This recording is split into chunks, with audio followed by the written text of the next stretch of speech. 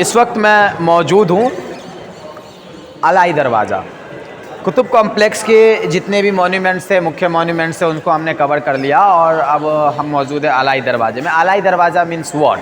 Alai means Ala. Ala is 2 words derived from the name of the Alauddin Khilji. Alai Darwaza, Alai दरवाज़ा क्या था कि पहले एक कस्टम था, एक रिचुअल था शासकों में, राजाओं में, कि जब वो कोई विजय प्राप्त करते थे, किसी स्थान को जीतते थे, तो उसके मेमोरी में, उसकी याद में कुछ बनवा देते थे। अलाउद्दीन खिलजी दिल्ली सल्तनत का वो पहला सुल्तान था जिसने दक्कन भारत को, यानी कि दक्षिण भारत को जीत लिया। दक्षिण भारत को जीतने के उपलक्ष्य में अलाउद्दीन खिलजी ने अपने 23 वर्ष के शासनकाल के दौरान, जब उसने दक्षिण भारत को जीता, उसके उपलक्ष्य में उसने इस अलाई दरवाजे का निर्माण करवाया था। दरवाज़ों का निर्माण इस्लामिक कला में एक रिचुअल था और दरवाजे वो आम दरवाजे नहीं हुआ करते थे, बल्कि ये बहुत ऊंचे और विशाल दरवाजे हुआ करते थे, जिसमें विशाल मेहराबे, गुंबद, नक्काशी और मार्बल्स का काम किया जाता था। हालांकि मध्य एशिया में जो दरवाजे हैं, जहाँ से शासक आए, वहाँ पर सफ़ेद मार्बल का इस्तेमाल नहीं किया गया, संगमरमर का इस्तेमाल नहीं किया गया। अब यहाँ पे हम अलाई दरवाजे की नक्काशी और दूसरी चीज़ों को देखेंगे और इसके ये जो है ना, कुतुब कॉम्प्लेक्स में जितने भी मॉन्यूमेंट्स है, that is the first example of the Indo Islamic architecture. How I have explain that well in the previous videos, है ना। Look ever here in this wall, turn the camera and look at this. ये वही शैली है जिसको बाद में मैंने पहले ही बताया कि पितरादुरा शैली का नाम दे दिया गया। अब ये पितरादुरा शैली क्या थी? एक पूरी की पूरी शीट लेते थे, आप ये देख सकते हैं, एक प्लेन शीट है और इसके ऊपर ये घर्षण की वजह से या जिस किसी भी एक्टिविटी की वजह से छोटे छोटे होल्स हो गए, गड्ढे हो गए। छेनी और हथौड़ी के माध्यम से वो तराश दिया जाता था पत्थरों को, और पत्थरों को, क्योंकि उस ज़माने में कोई ऐसी खास टेक्नोलॉजी मौजूद नहीं रही होगी जिससे किया गया हो, तो ये जाहिर सी बात है कि छेनी और हथौड़ी से कुशल कारीगरी का नमूना है किया गया और ये फूल बना दिए गए। कमल के फूल की आकृति है उल्टी तरह से, विपरीत तरीके से। इधर सीधे कमल का फूल जो होगा, उसको अगर आप पलट कर देखें जिसकी तरफ से डंडी होगी, तो आपको ऐसा ही लुक देगा। अब ये कमल के फूल का जो है हिंदू धर्म में एक विशेष महत्व है, गैर मुस्लिमों में एक विशेष महत्व है, तो उसको यहाँ दर्शाकर पहले तो इंडियन आर्किटेक्चर को इस्तेमाल किया गया, क्योंकि जब वो भारत में आए मुस्लिम शासक, तो उन्होंने यहाँ के आर्किटेक्चर से आइडियाज़ लिया और उनमें ये चीज़ें आमतौर पर पाई जाती थी, बहुलता में, प्रधानता से पाई जाती थी, उसका इस्तेमाल किया। दूसरी चीज़ें, अगर आप इसके ऊपर ओवरलुक करेंगे, किनारों पे जो इसके चीज़ें बनी है, उसके ऊपर कुरान की आयतें लिखी है। दरवाज़ों के ऊपर ये पट्टियाँ बनी हुई है, उसको कैमरा टर्न करके हम अभी आपको दिखाते हैं। इन पट्टियों में पहली पट्टी में लिखा हुआ है जो दरवाजे के ऊपर है, ला इलाहा इल्लल्लाह मुहम्मदुर रसूलुल्लाह, it is one of the holy कलिमा फ्रॉम द इस्लामिक रिलीजन।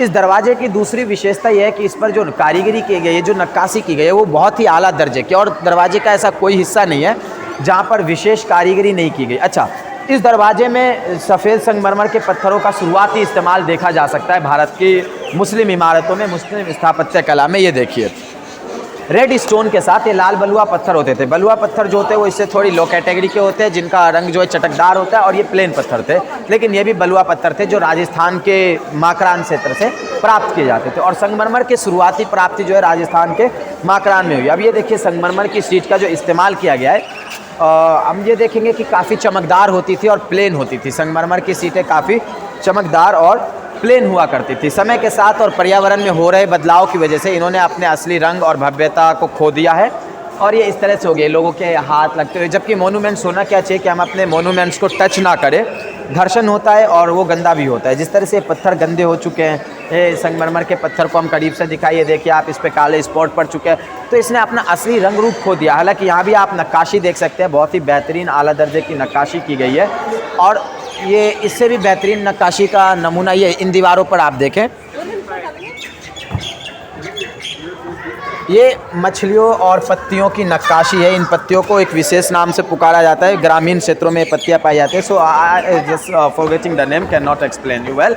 अब ये देखिए, बारीक नक्काशी करने का जो पीढ़ी दर पीढ़ी, अच्छा, इन इमारतों में काम करने वाले जो लोग होते थे वो भारतीय मजदूर होते थे, स्थानीय मजदूर होते थे, उनको पीढ़ी दर पीढ़ी अडॉप्ट करवाया जाता था। मैं दरवाजे के बाहर से देखेंगे हम इसको, पीढ़ी दर पीढ़ी इनको अडॉप्ट किया जाता था, और क्योंकि वो वंशजों से उनको विरासत में, लेगेसी में ये चीज़ मिलती थी कि वो इस तरह का काम कर सकते थे। आज भी जो ताजमहल है, ये बहुत पुरानी चीज़ नहीं है, 400 साल पहले की चीज़ है, तो इनके जो मरम्मत करते हैं, उसको मरम्मत करने वाले और छेनी हथौड़ी चलाने वाले वही लोग हैं जिनके वंशज जो है पीढ़ी दर पीढ़ी वहाँ पर काम करते आ रहे हैं, क्योंकि उनको ये चीज़ें विरासत में प्राप्त हो गई, उनके हाथों में वो कला है जो कि और लोगों में नहीं पाई जा सकती। ये देखिए, ये शैली उभार के रूप में इंडो इस्लामिक शैली का ये पूरा बलुआ पत्थर है, जो कि हमने अंदर जो बलुआ पत्थर देखा था वो इस ओरिजिनल बलुआ पत्थर यही होता है। अच्छा, ये पत्थर ऐसा लग रहा है कि नए लगाए गए हैं, पेस्ट किए गए हैं, बाकी ओरिजिनल वाले जो थे वो अंदर थे, ये नए पेस्ट किए गए हैं और इस पर सेम नक्काशी की गई है।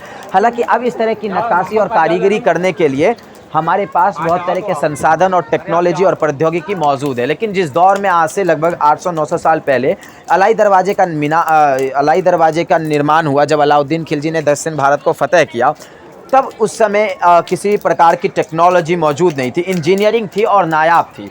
ये उसी इंजीनियरिंग का नमूना, ये देखिए इंडो इस्लामिक शैली का दूसरा उदाहरण आप यहाँ पर देख सकते हैं, फूल और उसका उभार। फूल जो है वो इस्लामिक शैली का, इस्लामिक स्थापत्य कला का हिस्सा नहीं है, असल में ये हिंदुस्तानी कल्चर से, उनकी स्थापत्य कला और स्टाइल ऑफ आर्किटेक्चर से लिया गया, जिसको इस्लामिक और उर्दू आर्किटेक्चर के साथ मिला दिया गया। वैसे उर्दू कोई आर्किटेक्चर नहीं होता, इस्लामिक आर्किटेक्चर होता है। अब जब हम यहाँ से ओवरलुक करेंगे दरवाजे को, तो हम देखेंगे कि सफ़ेद संगमरमर के पत्थरों का बहुलता से इस्तेमाल हुआ है और ये दरवाज़ा अपने आप में एक विशाल दरवाज़ा है, जिसके ऊपर में बजरी पेस्ट की गई है। ये ऐसा लग रहा है कि ये बजरी समय के अब बाद में पेस्ट की गई है, उस समय नहीं रहा होगा, क्योंकि पूरे दरवाजे पर लाल बलुए पत्थर और सफ़ेद संगमरमर के पत्थरों से जड़ाऊ काम किया गया था और वो समय के साथ टूट रहा होगा, ढह गया है और उसमें जो खराबी आ गई होगी, नष्ट हो रहे होंगे, इसलिए उनको पेस्ट करके एक आसान सा लुक दे दिया गया है।